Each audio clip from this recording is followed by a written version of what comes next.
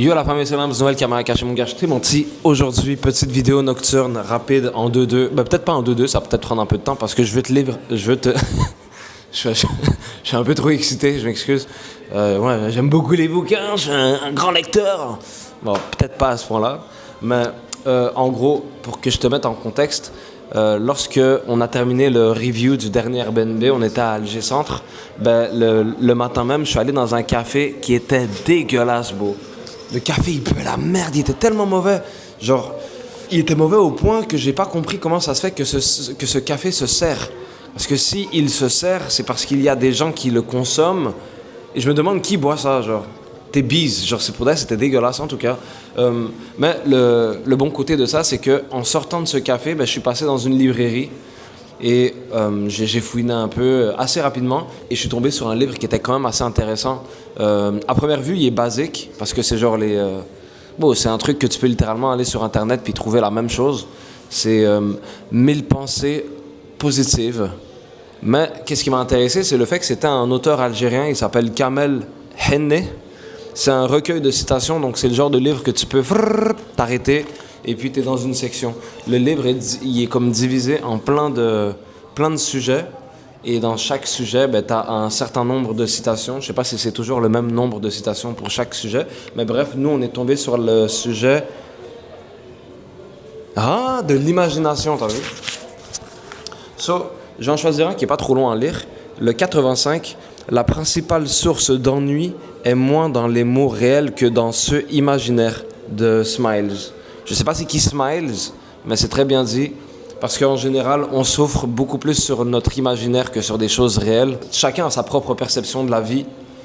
On a l'impression que qu'est-ce qu'on voit, c'est que ce que les autres voient. C'est souvent le cas jusqu'à un certain point, mais souvent on s'imagine des choses qui sont inexistantes dans la tête de presque tous les gens autour de nous. Genre tu peux littéralement faire comme si que le monde autour de toi, t'es dans un fucking jeu vidéo solo. Même pas un jeu online.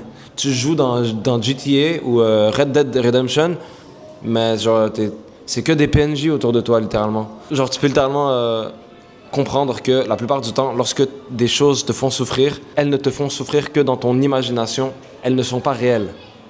Ne deviens pas un cœur de pierre non plus, tu as le droit d'avoir mal, mais souvent tes malheurs ne sont pas si réels que ça. En tout cas, je vais pas te lire la page couverture parce que c'est même pas ça que je voulais te partager. Moi, de toute façon, quand j'ai aimé le livre, c'est parce que je l'ai vu, je suis allé, j'ai lu les genre premières citations, je dis ah ouais c'est cool. Après genre j'ai même pas lu le reste, je l'ai juste pris toi. Mais un truc qui était nice, c'est que le frérot de la caisse l'a mis dans un sac et puis le sac était nice pour de vrai genre. Là, moi, j'ai compris depuis la dernière vidéo où est-ce que je vous ai fait la présentation du produit de Guenille qui essuie les écrans, ben, microfibre. Faudrait cette vidéo avait vraiment par rapport. Mais j'ai compris que lorsque je vous montre quelque chose à la caméra, c'est inversé pour moi. Lorsque moi, je la regarde, mais lorsqu'on regarde la vidéo, c'est pas inversé, tu vois. Alors, je peux te le lire comme ça et puis tu vas comprendre. Alors, quand je pense à tous les livres qu'il me reste à lire, j'ai la certitude d'être encore heureux. De Jules Renard. Bon. Notre frérot Jules Renard, je sais pas c'est qui, mais en tout cas c'est très bien dit parce que honnêtement, bro, à la maison j'ai plein de livres que j'étais censé lire, etc. Je les ai jamais lus, bro, mais pour de vrai, il y a aucun mal à ça, c'est même une bonne chose je pense, parce que si t'as plein de livres et puis Zama tu les as tous lus, c'est soit tu capes, soit tant mieux pour toi. Mais en général, si t'as plein de livres et tu les as pas lus, c'est juste une bonne chose. Ça veut juste dire qu'il te reste plein de livres à lire. Mais bref, je vais aller directement où est-ce que je voulais te lire le passage. De toute façon, il n'est pas très loin, c'est l'introduction ou... attends. Non, c'est la présentation. Mais bref, t'as compris. Donc, je vais te lire la présentation. Alors, on a 1, 2, 3, 4... On a 4 paragraphes. C'est pas trop long à lire, honnêtement. Je vais essayer de te le lire genre sans bégayer, sans couper, pour que tu puisses vraiment bien le comprendre dans son intégrité.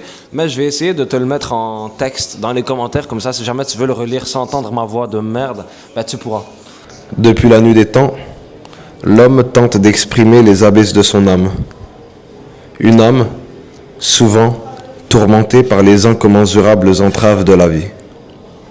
L'écriture littéraire, dans ses multiples formes, véhicule les préoccupations des femmes et des hommes qui n'ont que la plume pour s'exprimer librement. C'est une activité somnambulique, un dévouement, Une thérapie personnelle et une manière singulière pour partager la magie des mots avec le plus grand nombre possible de personnes. L'art ne reconnaît guère les limites du temps et de l'espace. C'est ce qui fait sa force et sa noblesse. C'est peut-être nos quêtes artistiques qui nous procurent le suprême degré du bonheur. Dans une vie courte et furtive, nous cherchons les horizons les plus cléments. L'écriture est aussi un hymne à la beauté. Un poète, par exemple, s'invente des subterfuges pour décrypter les mystères de ce qui l'envoûte,